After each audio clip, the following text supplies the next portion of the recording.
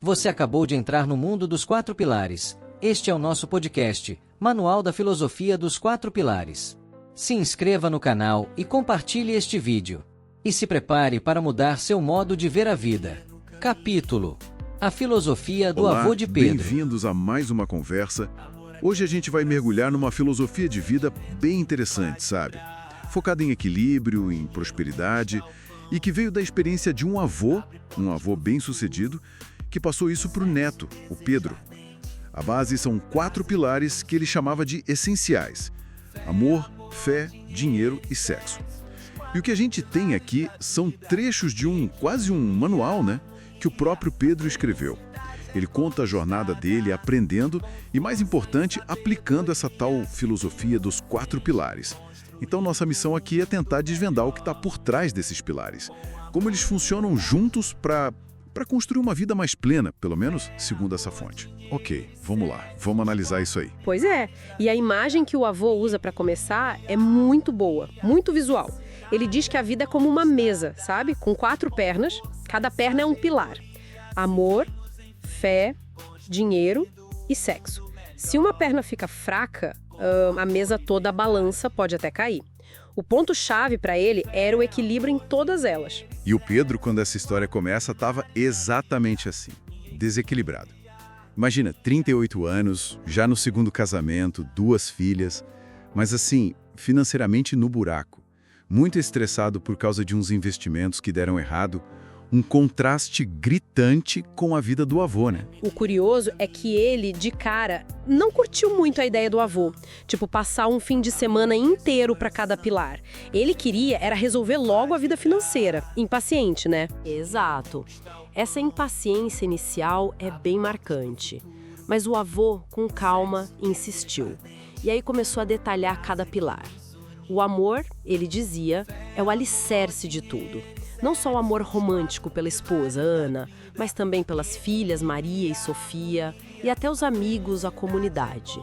Os exemplos do avô são coisas simples, do dia a dia. Levar café na cama para a avó, sabe? Apoiar ela no momento difícil de doença. Ele até cita Coríntios 13, aquele texto famoso da Bíblia, para falar de paciência, de bondade no relacionamento. E essa base de amor parece que dá o suporte para o pilar seguinte, que é a fé, certo? Com certeza. E a fé aqui, é interessante notar, vai além da questão religiosa especificamente. É mais sobre confiança. Confiança em si mesmo, nos outros, na vida.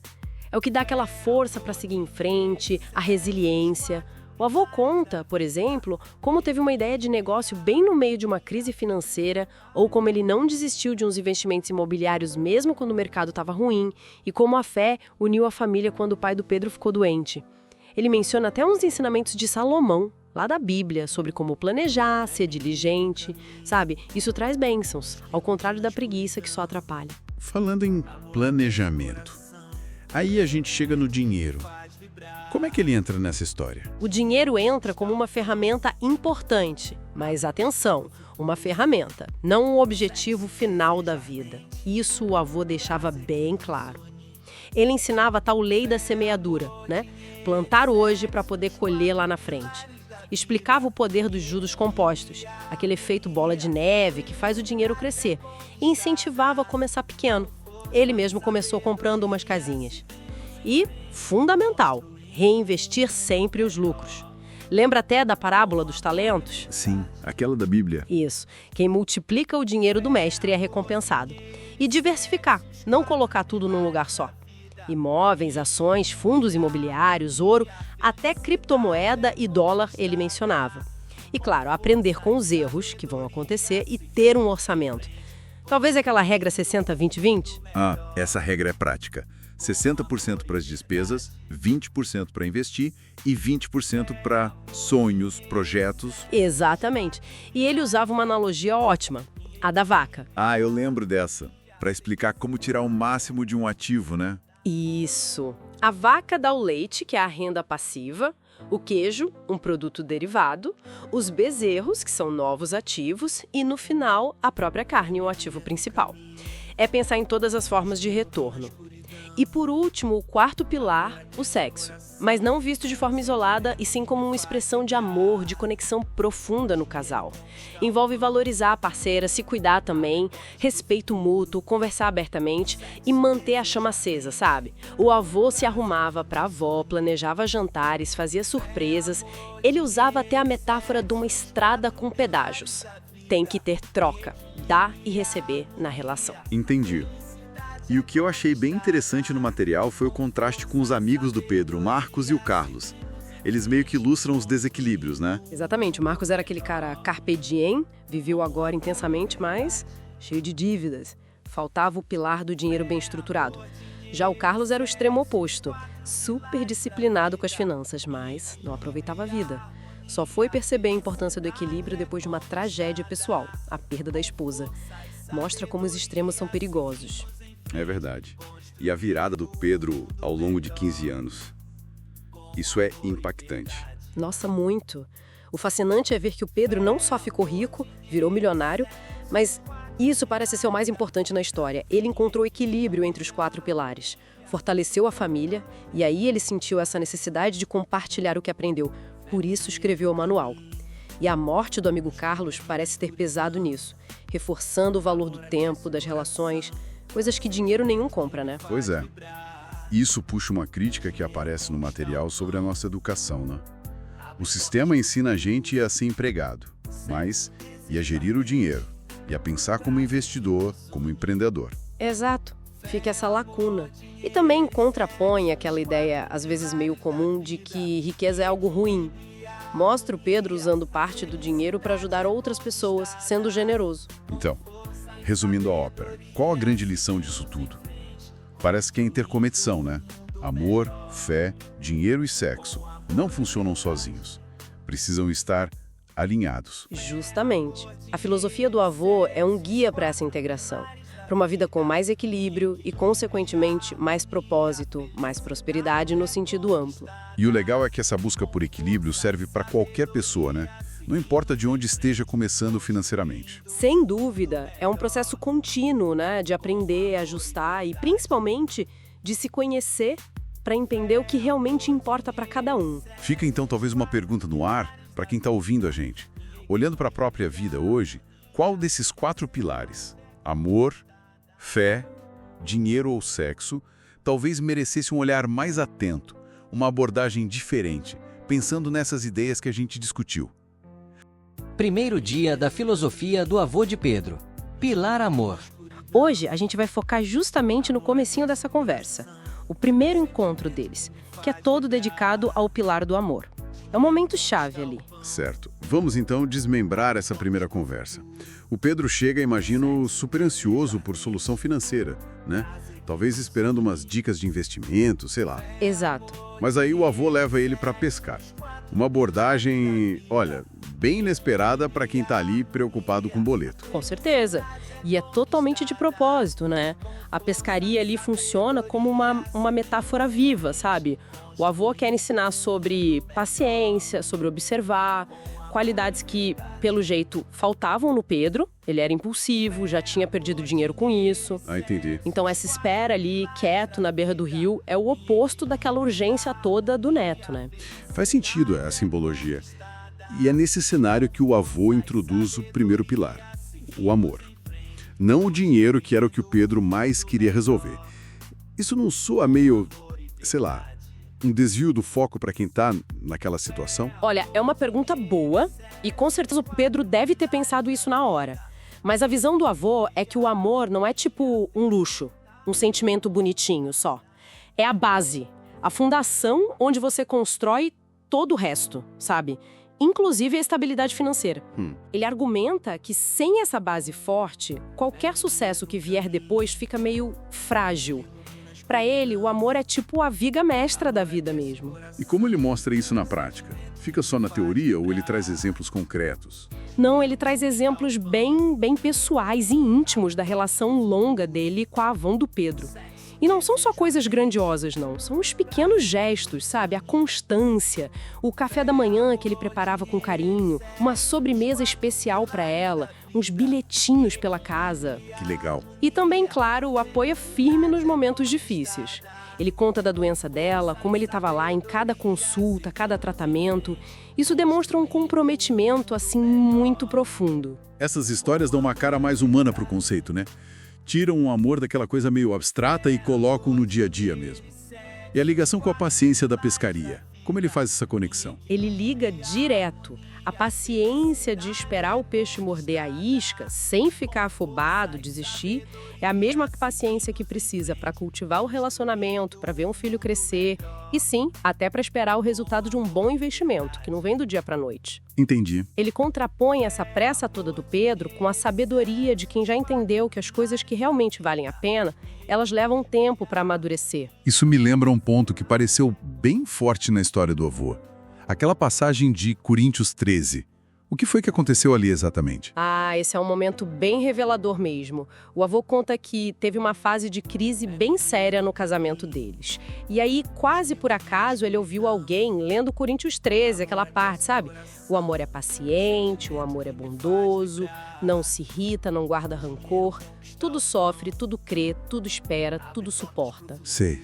Aquilo bateu tão fundo nele que ele percebeu que amor não era só sentir, era fazer. Era uma escolha ativa, de todo dia, de praticar a paciência, a bondade, o perdão. Foi um ponto de virada mesmo, que fez ele decidir lutar ativamente para fortalecer o casamento. Nossa, que relato forte sobre essa transformação pessoal, né? Vendo o amor como uma ação. E o Pedro, como ele recebe isso tudo, ainda com a cabeça cheia de conta para pagar? Então, o Pedro sai desse primeiro dia meio reflexivo. As preocupações com o dinheiro não sumiram, óbvio. Ele ainda não consegue ver, assim, claramente, como é que cultivar o amor vai pagar as dívidas dele no fim do mês. Imagino que não. Mas alguma coisa mudou ali dentro. Ele sente o peso das palavras do avô, a verdade na experiência dele. Começa a desconfiar que talvez a solução não esteja só nos números, entende? Mas em algo mais fundamental. A sementinha da dúvida sobre o próprio jeito apressado dele foi plantada, mesmo que ele ainda não saiba bem como usar essa lição. Então, esse primeiro encontro já define o amor não como uma ideia no ar, mas como uma prática diária mesmo. Uma disciplina que exige paciência e que, para a filosofia do avô, é o alicerce para os outros pilares, fé, dinheiro e sexo. É o ponto de partida de tudo. Exatamente. O avô coloca o amor e a paciência como pré-requisito, sabe? Não como algo que vem depois do sucesso.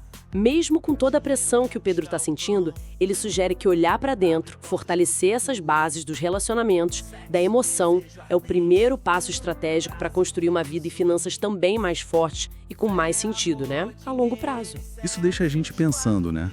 Será que na correria das nossas urgências do dia a dia, a gente não está subestimando o poder dessas bases que parecem tão abstratas, como o amor e a paciência, para resolver até os nossos problemas mais concretos e imediatos?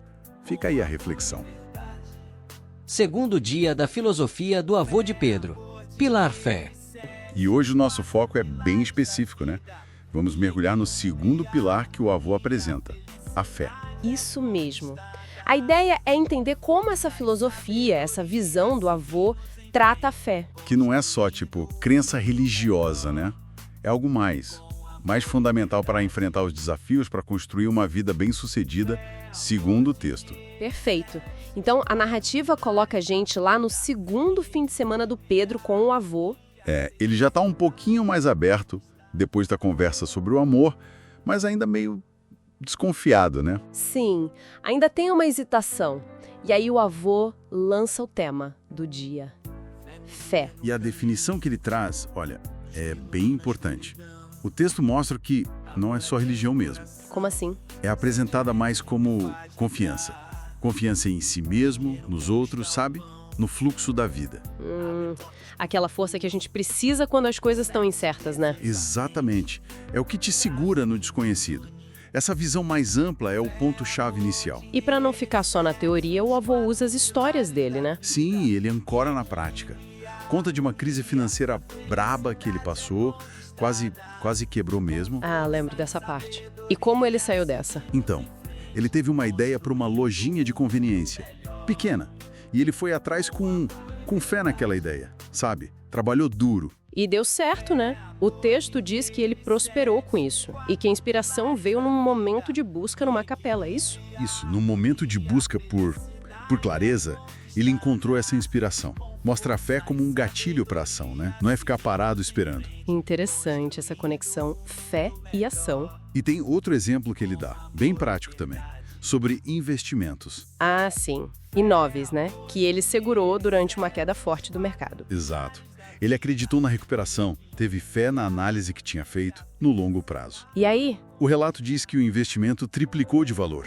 Quer dizer, a fé ali foi ligada à convicção, à paciência estratégica. São exemplos fortes. Mostram a fé como resiliência, visão de futuro. E tem um lado mais pessoal também, né? Ele lembra da doença do pai do Pedro. É verdade. A união da família naquele momento difícil. Que a fé compartilhada deu força para eles enfrentarem juntos, né? Mostra um lado mais íntimo da fé, como apoio emocional. E o avô usa tudo isso para meio que cutucar o Pedro, sabe?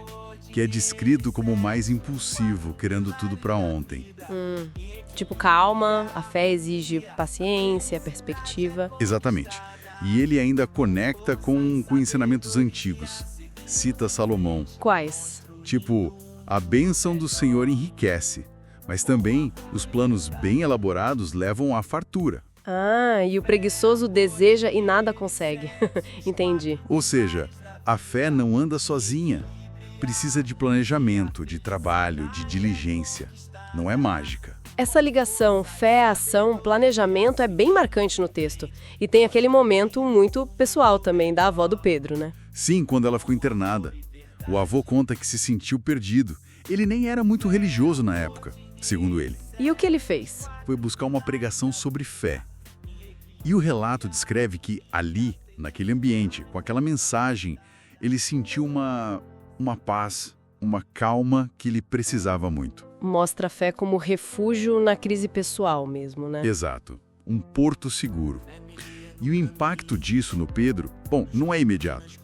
É gradual. Como ação? O texto descreve ele voltando para casa, pensando em tudo aquilo. Aí ele para numa igrejinha simples no caminho. Sozinho? Sozinho. E ali, naquele silêncio, parece que começa a cair a ficha, sabe? Ele sente uma paz, uma aceitação maior daquela filosofia do avô. Como se a semente da fé, nesse sentido mais amplo de autoconfiança e paciência, começasse a brotar nele ali. Isso. É um momento de virada interna para ele. Então, resumindo a ideia central desse pilar, segundo a fonte, a fé é essa mistura de confiança em si, no futuro, nos planos bem feitos. E a perseverança para agir com base nisso, mesmo com dificuldade, né? Perfeito. Não é só acreditar passivamente. É construir ativamente em cima dessa crença. Com esforço, com retidão. É uma visão bem pragmática da fé, né? Integrada no dia a dia. Exatamente. E isso deixa a gente com uma provocação interessante, que vai até além do livro, né? Qual? Se a gente pensar nessa fé mais ampla, essa mistura de confiança ativa, perseverança, ação planejada, como será que ela poderia mudar o jeito como a gente encara outros desafios? Tipo projetos de longo prazo, situações de muita incerteza, onde o resultado não vem logo? Isso. Como essa fé poderia nos ajudar a seguir em frente nesses momentos. Terceiro dia da filosofia do avô de Pedro. Pilar Dinheiro. Olá, estamos de volta para mais uma exploração aqui das nossas fontes. Olá. Hoje o papo é sobre dinheiro. Mais especificamente, a gente vai ver o terceiro encontro do Pedro com o avô dele, lá do Manual da Filosofia dos Quatro Pilares. Estamos olhando as páginas 54 a 61. O Pedro, ele estava bem ansioso para essa parte, né? Buscando entender como construir segurança financeira. Exato. Qual será que foi a filosofia do avô para ele? Vamos desvendar isso. E essas páginas elas vão além, sabe? Não são só dicas. É mais sobre a mentalidade mesmo, a disciplina e a visão de longo prazo que a gente precisa ter com o dinheiro. É bem diferente de buscar sua solução rápida, né? Começa na biblioteca, o que eu achei bem simbólico, né? Sim, e o avô já chega falando: dinheiro exige respeito, exige sabedoria. Aí ele conta a história dele começando pequeno, sabe? Investindo com esforço em imóveis, comprando a primeira casa bem devagarinho. Isso parece acessível, né? É um ponto-chave. A filosofia aqui é muito sobre começar com o que você tem, mas com disciplina, claro. O avô aplicou o que ele chama de lei da semeadura, que é basicamente não só reinvestir o lucro, mas ver cada ganho como uma sementinha mesmo, para crescer mais lá na frente. Ah, entendi. Ele comprou, aí alugou, vendeu para pegar algo maior. É esse ciclo. Um cultivo paciente, sabe? Cultivo paciente, gostei disso. Mas assim, nem tudo foi fácil, né? O avô menciona uma perda feia num investimento ruim. Pois é. Como que ele usou isso, essa experiência ruim? Então, o interessante é que o fracasso não foi o fim da linha, foi aprendizado. Uma lição cara, talvez, mas uma lição. Ele usou isso para ajustar a rota, voltar para o básico, investir com mais segurança depois. Faz sentido. E isso reforça muito a disciplina, que ele até comenta que aprendeu com a mãe dele. Aquela coisa de anotar tudo, controlar gasto, pagar dívida primeiro. Sim, o básico que funciona. São os hábitos que criam a base, né? E evitam cair em cilada tipo juro alto. Falando em base, aí ele parte para as estratégias de crescimento. Fala de diversificar. Imóveis, ações, títulos, negócio próprio. E tem a analogia da vaca. Essa eu achei genial. Ah, é ótima. Não olhar só para a carne, para o lucro de uma vez, mas para o leite, para o queijo, para os bezerros. Renda contínua, multiplicação. Exatamente. Ilustra perfeita essa ideia de maximizar o retorno, sabe? Gerar várias fontes de renda com um ativo só. É o que ele chama de pensar como milionário. Enxergar todo o potencial, não só o óbvio. E a diversificação protege isso tudo, né? Claro, minimiza os riscos, né? Não colocar todos os ovos na mesma cesta. Aí ele introduz a lei da multiplicação, que está ligada aos juros compostos. Ah, os famosos juros compostos. Isso, o dinheiro trabalhando para gerar mais dinheiro. Aquele efeito bola de neve. Que todo mundo quer, mas... Mas o avô deixa claro, o segredo mesmo é começar cedo e ter paciência. Paciência. Acho que essa é a palavra mais difícil aí, né? Pro Pedro também, imagino. Com certeza. Mas a ideia de ver o dinheiro crescer com o tempo, mesmo começando com pouco, é poderosa, motiva. E ele ainda conecta tudo isso com ensinamentos bíblicos, o milagre dos pães e peixes, a parábola dos talentos. Qual é a ligação principal aí? Olha, a parábola dos talentos é muito central na filosofia dele. A mensagem ali é sobre usar o que você tem, os recursos que te foram dados, sabe? Mesmo que pareça pouco. É sobre investir, multiplicar, agir com diligência, com responsabilidade, não esconder o dinheiro por medo de perder. É um chamado para ação, mas uma ação pensada. Entendi. E voltando para o lado prático, então. A mensagem é começar com o pé no chão. Exato. Como ele fez lá com os imóveis. Isso. E crescer junto com o negócio, organicamente. Reinvestir os lucros, expandir aos poucos. É isso. E ele fecha voltando na lei da semeadura, comparando o dinheiro com uma árvore frutífera. Plantar, regar, colher. Justamente. Tem que plantar a semente, que é investir, regar e cuidar, que é o tempo, a disciplina, para só depois colher os frutos. A segurança financeira para ele vem dessa persistência, dessa sabedoria no processo.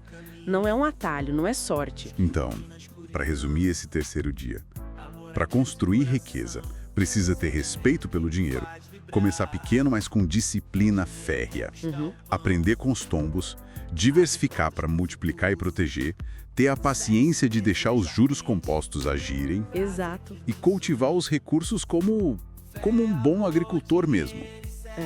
É uma visão bem diferente daquela ansiedade do Pedro por grana rápida, né? Completamente diferente. E deixa uma reflexão bem interessante, né?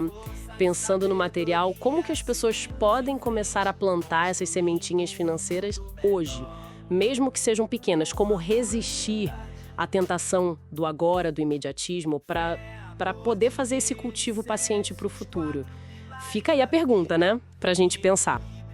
Quarto dia da filosofia do avô de Pedro. Pilar sexo. Olá! Bem-vindos a mais uma conversa nossa. Hoje a gente mergulha num ponto bem específico do Manual da Filosofia dos 4 Pilares, tá? Vamos focar ali nas páginas 62 a 70. Isso mesmo. É a parte que cobre o 4º dia da filosofia do avô de Pedro. Exato. E aí conclui a introdução aos 4 pilares com um tema que, bom, muitas vezes é delicado, né?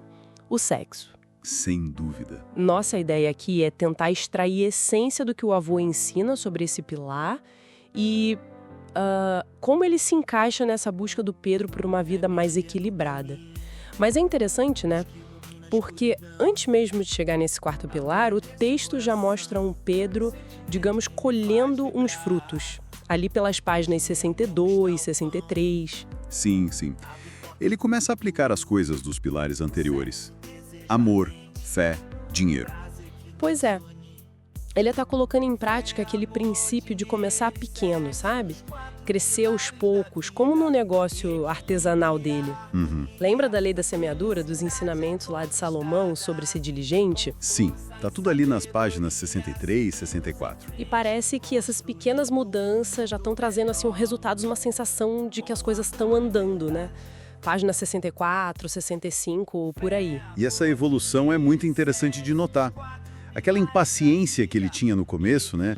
Parece que está dando lugar a uma aplicação mais metódica. E isso meio que prepara o caminho para ele entender o último pilar, que também exige maturidade, uma outra perspectiva. A gente vê a filosofia começando a virar prática mesmo. Perfeito. É como se ele precisasse dessa base para poder encarar o próximo passo. E aí, chegando no 4º fim de semana, o foco vira o sexo, página 65. Exato. E o avô define esse pilar não só como ato físico, né? Mas como uma expressão de amor, de valorizar o parceiro. Isso está bem claro ali na página 66. Ele vai além do óbvio. E o legal é que ele usa exemplos muito concretos. Sim, isso que eu ia falar. Ele menciona o esforço dele e da avó, por exemplo, de se arrumarem um para o outro mesmo depois de tanto tempo. Pois é, aquele cuidado, né? E a importância de dedicar tempo, de se reconectar quando a rotina aperta. Páginas 66 e 67. Exatamente. E não para aí. Ele fala também de manter a comunicação aberta sobre desejos, de inovar na relação, tipo com surpresas, jantares, umas viagens curtas, talvez. Tá ali nas páginas 67 e 68.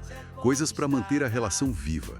E a gente vê que isso mexe com o Pedro, né? Ele já começa a pensar em como aplicar isso com a Ana. E aí, na página 68, o avô traz uma metáfora bem forte, que é da vida e o sexo dentro dela como uma estrada com pedágios. Ah, sim, a metáfora do pedágio. Isso, a ideia de que para você receber, para seguir adiante na estrada, você precisa dar, precisa pagar o pedágio. É uma via de mão dupla, sabe? Uma doação que tem que ser mútua, que exige responsabilidade, respeito. Isso está bem forte ali nas páginas 68 e 69. Mas essa ideia de pagar pedágio no relacionamento, isso não corre o risco de soar meio transacional demais? Tipo uma troca? Olha, é um bom ponto. Mas pelo que o texto apresenta, a ênfase do avô parece estar mais na atitude de doar, de investir conscientemente na relação. Entendi. Não é um toma lá, dá cá frio.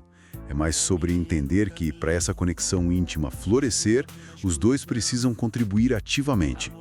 É pagar o pedágio com tempo, com atenção, com esforço, com respeito mútuo. Ah, faz sentido visto assim. Transcende o ato físico, né? Aponta para a necessidade de equilíbrio, de integridade ali na intimidade.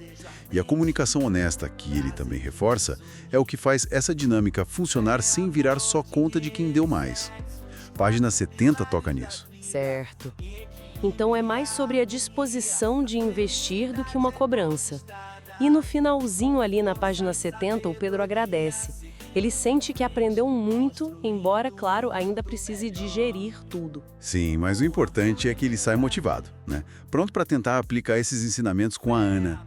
Isso mostra que a conversa teve impacto. Com certeza. E o ponto central que fica dessa análise toda, né, dessas páginas 62 a 70, é a integração. O avô não trata o sexo como algo isolado. Não mesmo. Dentro dessa filosofia que ele apresenta, o sexo está totalmente conectado com o amor, que é a base, com a fé, no sentido de confiança, respeito, lealdade, e até com o dinheiro, se a gente pensar no investimento de tempo e recursos na relação. Interessante essa conexão com o dinheiro. No sentido de investir, né? Planejar uma surpresa, uma viagem. É parte de um sistema integrado para buscar uma vida equilibrada. E todos os pilares exigem esforço consciente, respeito mútuo. Então, para a gente recapitular essa nossa conversa sobre as páginas 62 a 70, a gente viu o Pedro começando a colocar em prática os aprendizados anteriores, né? E depois mergulhamos na visão do avô sobre o sexo como um pilar fundamental. Exato, um pilar baseado não só no prazer, mas no respeito profundo, na comunicação que não pode faltar e nessa ideia de investimento mútuo, de responsabilidade compartilhada. Isso. E sabe, isso deixa uma questão interessante para a gente pensar, que vem direto dessa lógica da fonte. Se essa dinâmica de doação mútua, de pagar os pedágios é tão vital para o pilar da intimidade, como será que esse mesmo princípio de dar para receber se aplica, ou deveria se aplicar, nos outros pilares, amor, fé e dinheiro dentro dessa filosofia do avô? Onde mais essa dinâmica de reciprocidade ativa seria a chave para o equilíbrio que ele propõe? Fica aí a reflexão. A transformação de Pedro depois da filosofia. Olá! Hoje a gente mergulha num trecho específico do Manual da Filosofia dos Quatro Pilares, do Cláudio Oliveira. Vamos focar ali nas páginas 71 a 77. É o momento pós-aprendizado do Pedro com o avô, sabe? Quando a coisa começa a mudar de verdade para ele. E aí ele decide compartilhar tudo. A nossa ideia aqui é entender como que ele aplicou esses pilares, amor, fé, dinheiro, sexo. E que resultado isso deu na prática. E o que levou ele a querer passar isso adiante. Vamos começar por essa transformação dele, que parece ter sido bem visível. O fascinante aqui, eu acho, é justamente isso. Ver que não foi mágica, né? Foi aplicação consistente. A gente vê a filosofia saindo do campo das ideias e virando vida real. Com efeito no bolso, sim, mas também no espírito, no dia a dia do Pedro. Exato. E parece que ele foi metódico, né? Pegou os 4 pilares e foi encaixando na rotina. O amor focado nos relacionamentos, na gratidão diária, a fé como autoconfiança, né? O dinheiro com aquela ideia da lei da semeadura, que o livro explica como plantar hoje para colher depois, com paciência. E o sexo visto de um jeito mais profundo, de valorização mútua. E o texto diz que os resultados vieram. Não de uma vez, mas aos poucos. O negócio de artesanato dele começou a dar certo, cresceu. E aí é que está um ponto-chave, eu acho. Essa lei da semeadora, aplicada ao dinheiro, funcionou quase como um antídoto para a impulsividade que ele tinha antes, né? Exigiu paciência, visão de longo prazo, coisa que ele não tinha. Isso construiu algo mais sólido, mais sustentável financeiramente. Faz sentido. E não foi só o dinheiro, né? O texto fala muito da melhora nos relacionamentos com a Ana, com as filhas, coisas pequenas, gestos de amor, de gratidão e uma resiliência nova que parece ter vindo dessa fé que ele foi cultivando. É aqui que fica interessante mesmo. Sim, porque as coisas parecem conectadas. Uma área impulsiona a outra. A fé mais forte talvez deu mais coragem para o negócio, sabe? E essa estabilidade emocional ajudou nos relacionamentos. Não eram caixinhas separadas, era um sistema. Um ciclo positivo se formando ali. E é natural, né? Quando a vida da gente melhora, sim, dá uma vontade de contar para os outros, de não guardar só para si. E isso leva direto para a criação do tal Manual da Filosofia dos Quatro Pilares. A motivação, pelo que está escrito, foi essa mesmo. Compartilhar a sabedoria do avô que fez tão bem para ele. E o ato de escrever, parece que foi importante para o próprio Pedro também. Para organizar as ideias, para internalizar de vez, sabe? Ele detalhou tudo ali. Os pilares, as explicações, as histórias dele, as metáforas do avô, aquela do sexo como um pedágio de valorização, a da semeadura para o dinheiro, deixou a coisa mais palpável. E aí o manual começou a gerar um retorno diferente, né? O texto fala de mensagens de pessoas agradecendo, contando que aplicaram e viram resultado também. Isso valida muito a ideia, não acha? Sem dúvida. Se a gente olha o quadro geral, a escrita do manual é um marco. É o Pedro deixando de ser só aprendiz para virar talvez um disseminador. O começo de um legado. Mostra o poder que tem uma experiência vivida quando a gente compartilha. E levanta até a questão da responsabilidade, né? De guiar outras pessoas. Marcos, eles notam a mudança no Pedro, ficam surpresos, parece, e pedem, ensina isso pra gente. O que me chama a atenção é como ele explica pra eles. Parece que ele adaptou, simplificou. Exatamente. Ele não só repetiu, ele resumiu o essencial de cada pilar. Amor é relacionamento e gratidão. Fé é autoconfiança. Dinheiro é semeadura, juros compostos, começar pequeno. Sexo é valorizar o outro, ir além do físico. E aí, veja bem, o ciclo se completa de um jeito bonito. O neto que aprendeu com o avô, agora ensina para os amigos, vira um mentor. Isso faz a gente pensar nesse efeito cascata, né? Como um conhecimento prático, vivido, pode se espalhar. Passa de geração, passa para amigos e pode mudar outras vidas. Sim, ilustra bem como o conhecimento compartilhado se multiplica. Ele não fica parado. A transformação do Pedro não foi um ponto final. Foi, na verdade, um catalisador. Então, resumindo o que essas páginas mostram, a transformação do Pedro veio dessa aplicação consistente dos pilares, buscando equilíbrio, mas o ponto forte talvez seja essa virada de chave, né? De quem recebe para quem transmite. O manual, o ensino aos amigos. Concordo plenamente. Reforça muito aquela ideia de que a mudança pessoal profunda quase sempre desperta essa vontade de ajudar, de mostrar o caminho para outros. O crescimento individual acaba transbordando, né? Bom, fica então a reflexão para quem está ouvindo a gente.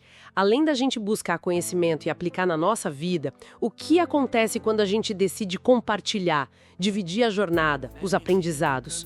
Qual o potencial disso para as pessoas ao nosso redor? O que muda quando o saber vira presente?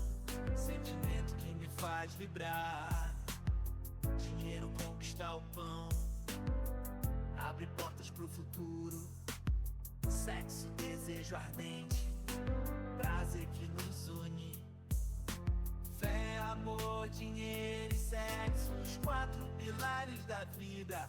Em equilíbrio e harmonia, a felicidade é conquistada. Com força e sabedoria, seguimos em frente, construindo um mundo melhor. Com amor e verdade.